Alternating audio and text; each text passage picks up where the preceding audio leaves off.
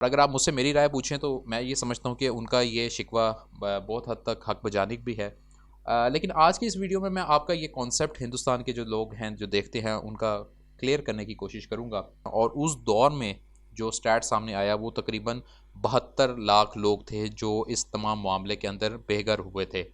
यानी एक बड़ी तादाद ये मुसलमानों की वो थी जो हिंदुस्तान से हिजरत करके पाकिस्तान में एंटर हुए थे। आप देख रहे हैं ये मंदिर ऑस्ट्रेलिया चौक बड़ा मशहूर है, उसके सामने एक होटल है और होटल की बैक साइड पे आपको एक छोटा सा कॉम्प्लेक्स नज़र आता है जो कि हाइट पर मौजूद है।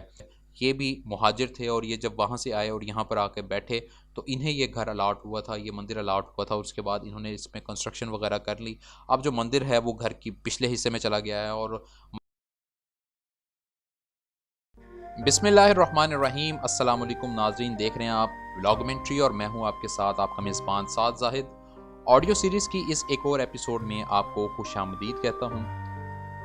नाज़रीन, अक्सर व बेशतर हिंदुस्तान के हमारे जो सब्सक्राइबर हैं वो कमेंट सेक्शन में मुझसे और मेरे शहर के वासियों से ये गिला करते नज़र आते हैं कि लाहौर शहर के अंदर जो बहुत सारे हिंदुओं के मंदिर मौजूद थे, क्योंकि ज़ाहिर है एक बड़ी तादाद हिंदुओं की यहाँ पर इस शहर में आबाद थी। तकसीम के बाद जब वो यहाँ से चले गए तो लाहौर के वासियों ने उसकी उस तरह हिफाजत नहीं की जिस तरह उन्हें करना चाहिए था। और अगर आप मुझसे मेरी राय पूछें तो मैं ये समझता हूँ कि उनका ये शिकवा बहुत हद तक हक बजानिक भी है। लेकिन आज की इस वीडियो में मैं आपका ये कॉन्सेप्ट हिंदुस्तान के जो लोग हैं जो देखते हैं उनका क्लियर करने की कोशिश करूँगा कि आखिर इसकी बैकग्राउंड क्या है कि हालात जो हैं वो इस नहज तक पहुँचे थे। इन तमाम मामले को समझने के लिए नाज़रीन आपको 1947 में जाना पड़ेगा। और 14 अगस्त 1947 को पाकिस्तान मार्ज़ वजूद में आता है और एक दिन बाद 15 अगस्त को हिंदुस्तान अपनी आज़ादी की डिक्लेरेशन देता है। अब यहाँ पर एक चीज़ समझने की ज़रूरत नाज़रीन ये है कि अगर देखा जाए तो हिंदुस्तान, मुत्तहिदा हिंदुस्तान की अगर हम बात करें तो हिंदुस्तान तो ऑलरेडी मौजूद था। उनमें से एक हिस्सा अलहदा हो गया जो कि पाकिस्तान की सूरत में मार्ज़ वजूद में आया, जिसके दो हिस्से अपने थे, एक मशरक़ी पाकिस्तान और एक मगरबी पाकिस्तान। तो हम ये कह सकते हैं कि पाकिस्तान एक न्यू बॉर्न बेबी था जिसने अभी बिल्कुल ज़ीरो से काम शुरू करना था, जबकि हिंदुस्तान बहरहाल अपना वजूद ऑलरेडी रखता था। पाकिस्तान को इब्तदा ही में जब ये बना तो बहुत सारी मुश्किलात का सामना करना पड़ा।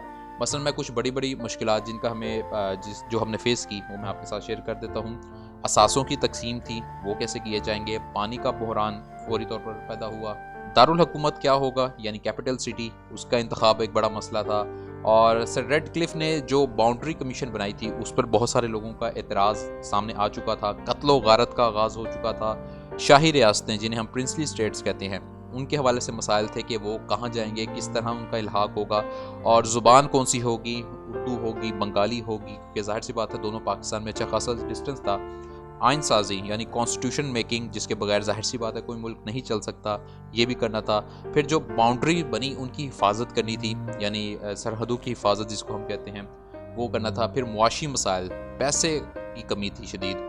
तो ये तमाम मसाइल वो थे जो कि इब्तदा ही में पाकिस्तान को जिनका सामना करना पड़ा। लेकिन आज मैं बात करूँगा उस दौर में एक मसले के हवाले से जिसे हम नकल मकानी कहते हैं, जो बड़ी तादाद में हिंदुस्तान से लोग इस तरफ आए और इस तरफ से हिंदुस्तान भी गए।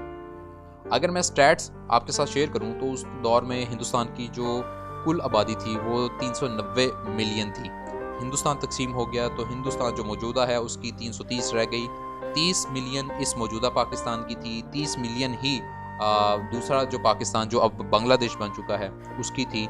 और ये इतनी बड़ी तादाद में जो लोग थे यहाँ पर मौजूद थे। 1951 में एक सेंसस हुआ था, मरदमशुमारी जिसको हम कहते हैं, और उस दौर में जो स्टैट सामने आया वो तकरीबन 72 लाख लोग थे जो इस तमाम मामले के अंदर बेघर हुए थे। यानी एक बड़ी तादाद ये मुसलमानों की वो थी जो हिंदुस्तान से हिजरत करके पाकिस्तान में एंटर हुए थे। और याद रखिएगा ये सेंसस, ये मरदमशुमारी 4 साल बाद की गई थी।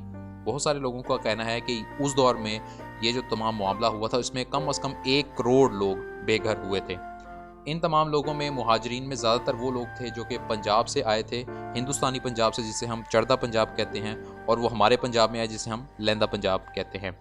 अब जब इतनी बड़ी तादाद में लोगों की नकल मकानी हुई और आपने ऊपर वाले मसाइल भी सुने जो बहरहाल पाकिस्तान को जिसका सामना करना पड़ रहा था, तो सूरत हाल ऐसी नहीं थी कि इन तमाम लोगों को कैटर किया जाए, इन तमाम लोगों की टेक केयर की जाए, इनको प्रॉपर जो है वो कहीं पर ठहराया जाए। कैंप्स भी लगाए गए, सब कुछ किया गया।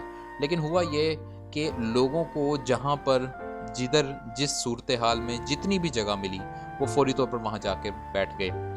अब क्योंकि यहाँ से ज़्यादातर हिंदू और सिख लोग थे जो यहाँ से नकल मकानी करके उधर गए थे, तो उनके घर, उनके गुरुद्वारे, उनकी मंदिर जितने थे वो सारे खाली थे, तो ज़्यादातर लोगों ने इन जगहों पर रिहाइश जो है वो इख्तियार कर ली थी।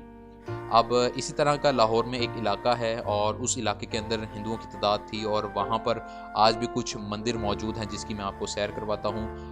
एक बड़ी मशहूर रोड है लाहौर की जिसे हम ब्रंथ रोड कहते हैं और यह हार्डवेयर के हवाले से पूरे लाहौर में मशहूर है। ब्रंथ रोड के हवाले से अगर मैं तारीखी पस मंज़र इसका बयान करूँ तो इसके बारे में ये बताया जाता है कि ये अंग्रेज़ कमिश्नर या डिप्टी कमिश्नर था लॉर्ड ब्रंथ, उसके नाम से इसका नाम रखा गया था। और इसी तरह इसी के करीब एक इलाका ग्वाल मंडी है। ग्वाल मंडी में ज़्यादातर हिंदुओं की तादाद आबाद थी। ग्वाल मंडी के ऊपर सेपरेटली चैनल पर एक वीडियो मौजूद है, उसे लाजमी फॉलो कीजिएगा।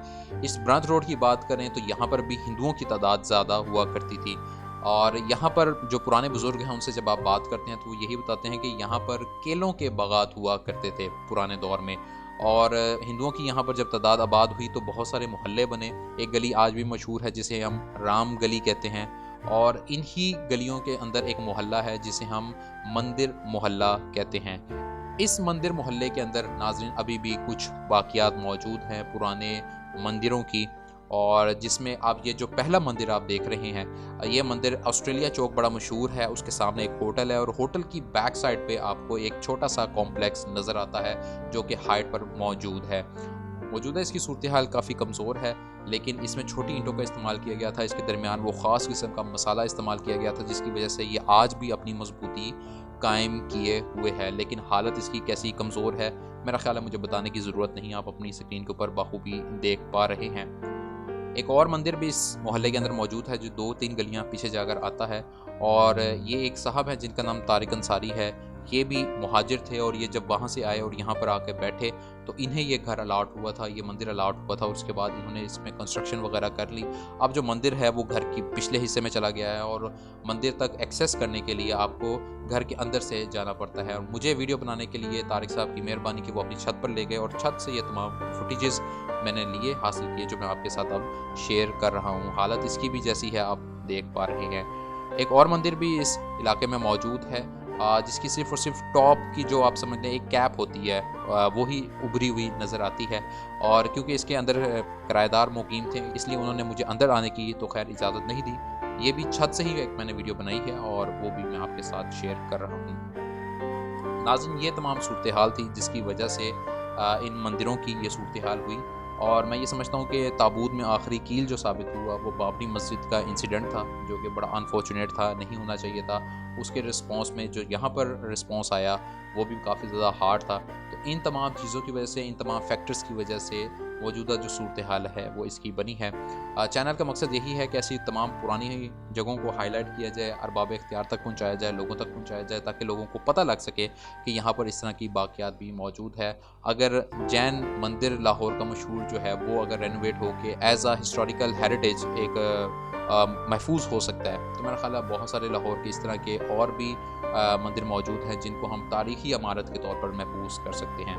तो नाज़रीन आज की इस मुख्तलिफ वीडियो का अख्तिताम यहीं पे करते हैं। हिंदुस्तान के नाज़रीन लाजमी तौर पर अपनी कमेंट बॉक्स में कीमती राय का इजहार कीजिएगा कि इस हवाले से आपका क्या कहना है और अपने मेज़बान साद ज़ाहिद को इजाज़त दीजिए। इंशाल्लाह अगली वीडियो में आपसे फिर मुलाकात होगी। अपना बहुत सारा ख्याल रखिएगा। अल्लाह हाफ़िज़।